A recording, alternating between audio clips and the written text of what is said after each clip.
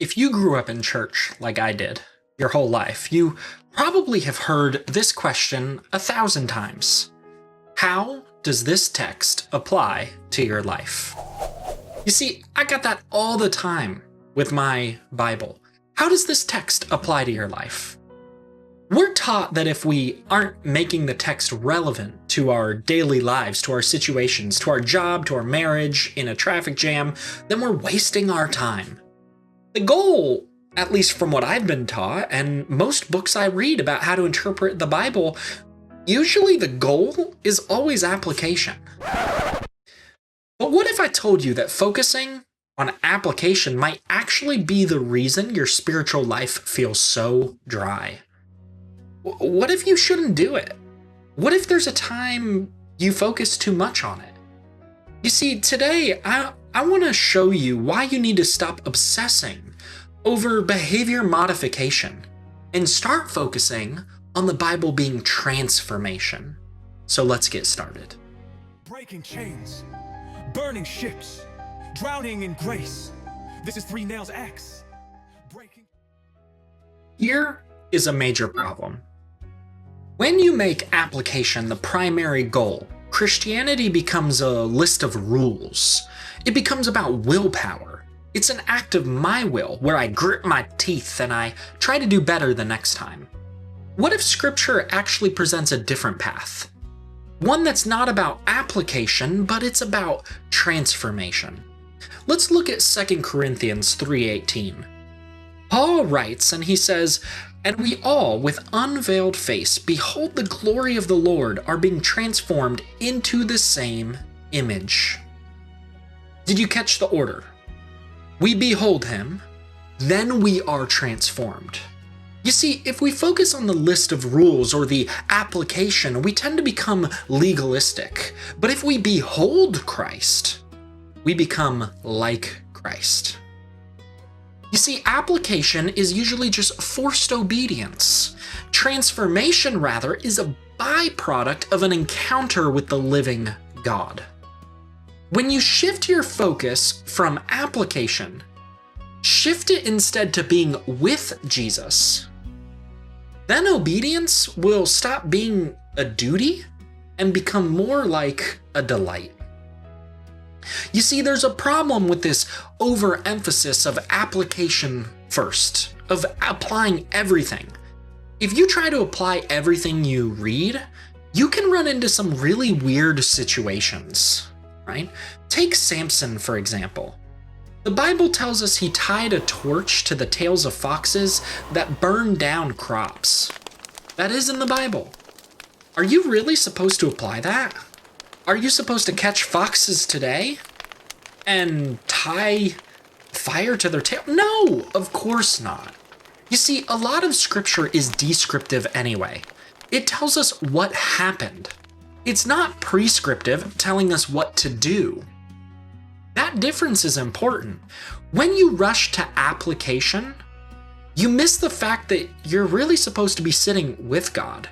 You're supposed to see how he has interacted with humanity throughout history. You see, that's the beauty of the Bible, is that it's how God has worked throughout history for his people. It's not a list of just moral things you need to be doing. It's not that. So look at how Paul writes his letters. He usually spends the start just talking about who God is and who we are in him. That's how he opens his letters, and often the first few chapters, that's what he covers. But after he does that, he then gives commands, he gives imperatives. You see, we've got to follow the biblical order. Be with God first, behold him. Then be transformed. And when you're transformed, the application comes. You see, the danger, I think a big danger, is that application mindset actually makes the Bible about you. That's one of the biggest dangers of it. Suddenly, the main character of every story, of all the struggles, of the finances, of the timeline, it becomes about you. This is what you need to do with the Bible. Oh, David in that story conquering Goliath? That's you, and you need to conquer your struggles.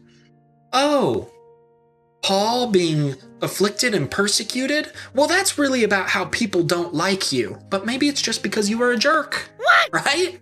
You're not being persecuted because you're following Jesus. Now maybe you are. But that story's not about you. And that becomes the danger. The application mindset makes the Bible all about you, when the story is really about Jesus. And so, when you treat the Bible, don't treat it as a mirror to fix yourself. Rather see it as a window to see God. We shrink in the grand narrative of God's redemption down to the size of a Tuesday morning to-do list, right? Like, we can't shrink it to that. We should not shrink the Bible's grand narrative to just our to-do list. Tuesday morning, what we struggle with, right? We miss the kingdom because we're focused on our own reflection and not what God is doing.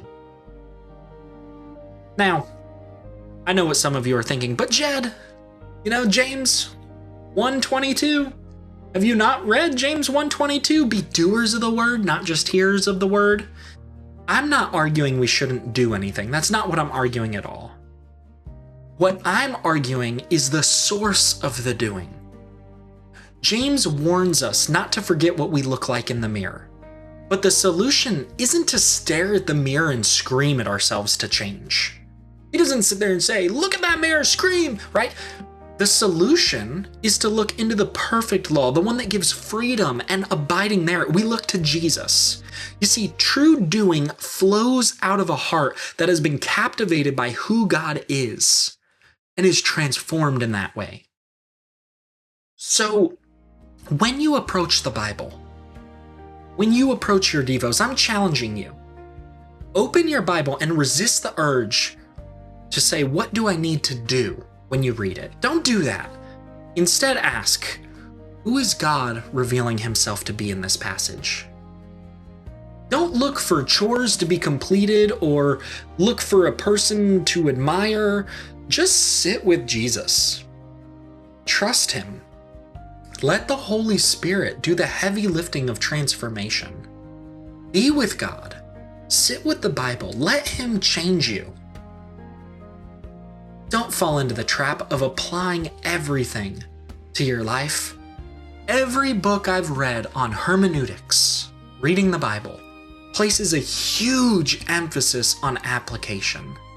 And I, for years, placed this huge emphasis on applying the word because so many people hear it, but they don't do it. And, when you teach the Bible, you need to make sure you give them specific things to apply or they'll never apply it. But at the end of the day, my preaching, my teaching, I don't change lives anyway. That's the Holy Spirit. God's word is sharper than a two-edged sword. Why do I think I have to cut things? Why can't I let Scripture? You see, Scripture's powerful. And I think if we learn to just sit with it, instead of the things we have to do, we just learn to sit with God, I think then it'll really change you. I think then you'll behold God and you'll transform more into his image as you fall more in love. Thanks for watching. If this video helped you, like and subscribe for more content on how to read the Bible deeply. I'll see you in the next one.